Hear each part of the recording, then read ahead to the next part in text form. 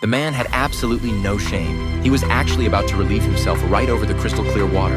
Just as he stood there completely oblivious, the boom swung around and slammed hard into his back. Caught off guard, Mike stumbled and nearly tumbled into the vast bottomless sea. The yacht was racing forward at full speed. Though he managed to grab hold of the railing, the hull was too slick to find any foothold, leaving him dangling over the side. The fierce ocean wind battered him relentlessly. One wrong move and he'd plunge into the water, lost forever in the endless expanse. Terrified out of his mind, Mike twisted his body and fought desperately, straining to lift his legs. Just as his grip was about to give out, he finally managed to get his feet back on the deck, with solid ground beneath him again. His racing heart began to settle. He leaned against the railing, gasping for breath. Once he'd calmed down a bit, he scrambled back over the railing onto the deck, narrowly escaping disaster. But before he could feel relieved, a sharp pain shot through his already aching bladder. Still shaken, Mike didn't dare try going outside again. He hurried into the cabin and ducked into the cramped bathroom to finally get some relief. That's when the bathroom door suddenly slammed shut behind him. Mike froze and glanced back, assuming it was just the wind. He didn't think much of it, but when he turned around again, he was shocked to discover that the window was locked tight. There was no way any wind could have gotten in. Still, Mike shrugged it off. He pushed the window open, took a few deep breaths of the cool sea breeze, and felt instantly refreshed. But when he finished up and went to leave, he was stunned to find the bathroom door had been locked from the outside. No matter how he twisted the handle, it wouldn't budge. Confused, he crouched down to examine the lock, thinking maybe he'd been turning it the wrong way. He tried the opposite direction, but whether he turned it left or right, pushed or pulled, the door refused to move. That's when Mike finally realized he was in serious trouble. He scrambled to his feet and ran his fingers along the doorframe, trying to pry it open through the gap. But no matter how hard he pushed, the narrow door wouldn't give an inch. In desperation, he opened the medicine cabinet, grabbed a pair of scissors, and tried to unscrew the lock. Strangely enough, even though the scissor tip fit perfectly into the screw head, no amount of twisting or prying made any difference. The lock seemed welded in place. Just when he was about to lose hope, a deafening roar came from outside. A massive cargo ship trailing thick black smoke was slowly approaching the yacht. Rescue seemed within reach. Mike thrust his arm out the window, waving a piece of clothing frantically to signal for help. When the ship didn't seem to notice, Mike stuck his head out the window, trying to force his way through so the crew could see him. But the window frame was too narrow, scraping his cheeks raw. With a cry of pain, he pulled back inside, clutching his face and groaning. After a moment, though, he gritted his teeth and stood up again, ready to try once more. After all, the yacht was drifting through empty, deserted waters. If he missed this chance, he could very well die trapped in this tiny bathroom. Desperate, he reached outside and grabbed a piece of rope, quickly tied it into a firm knot and threw it overboard. The rope drifted with the current and soon tangled in the propeller, killing the yacht's engine instantly. But the rope snapped back too fast. Before he could let go, it coiled around his neck. A crushing sensation of suffocation overwhelmed him. His vision went dark, and he nearly blacked out. Mike fought to stay conscious, using every last ounce of strength to reach outside. His fingers found a metal hook, and he used it to pry the rope loose from his throat. Barely clinging to life, he forced himself to stand and look out the window again. What he saw made his heart sink. In the short time he'd been struggling with the rope, the cargo ship had already passed by and was disappearing into the distance. To make matters worse, he realized that although the propeller had stopped, the yacht hadn't been anchored. It was still drifting with the current, and had already veered off course into unfamiliar waters. The nightmare wasn't over. Just as Mike was on the verge of a breakdown, water began seeping into the sealed cabin. Even the drain cover had been pushed open by the rising water. Blow after blow had left him completely exhausted. He wanted to drink some water to regain his strength, but to his horror, he discovered that the water tank, which had been full just the day before, was now completely empty.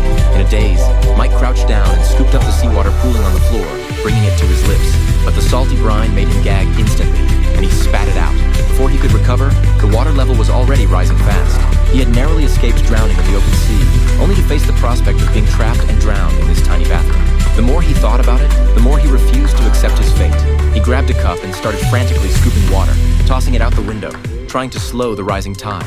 But fate seemed determined to destroy him. The yacht, as if it had a mind of its own, suddenly changed course and headed straight toward a raging storm on the horizon.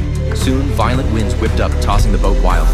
Rain poured down in sheets, flooding into the cabin, and the water level in the bathroom rose rapidly. Powerless against the fury of the storm, Mike could only curl up in the last dry corner, letting the freezing rain pound against his body. By morning, the storm had finally passed, but after a night soaking in cold water, his body was completely numb. Mike struggled to lift his arms and flex his stiff joints, then slowly moved his legs until feeling began to return. But after being trapped for a full day and night, he knew that if he didn't get out soon, he was as good as dead.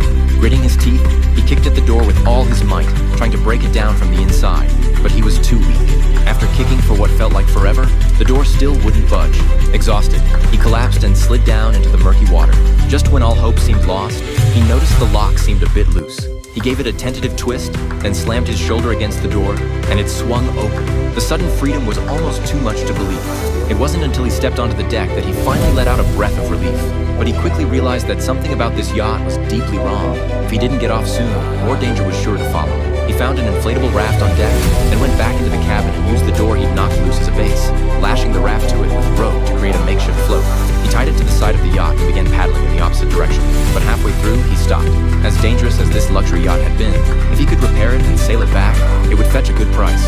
With renewed determination, he climbed back aboard and got to work. He pulled the engine from the cockpit, connected it to the battery with pliers, and rigged up a crude pump to drain all the seawater from the cabin. Once the cabin was dry, Mike folded up the sails, mixed his own adhesive, and patched every crack in the hull. When the repairs were done, he returned to the cockpit, grabbed the radio, and called for help over and over, but no one answered. With no other options, he started working on the engine, preparing to sail back on his own. The next morning, a violent jolt woke him. Mike groggily opened his eyes and saw the scenery outside racing past. Something was wrong. He jumped up to go check, only to find, once again, that the door wouldn't open. This time, he didn't panic. After everything he'd been through in that bathroom, he knew brute force wouldn't help. He had to think. He searched around the bathroom and discovered a hidden passage in the wall leading up to the deck. Thrilled, he crawled through immediately. But before he could celebrate, a heavy glass window blocked his path, refusing to budge no matter how hard he pushed or pulled.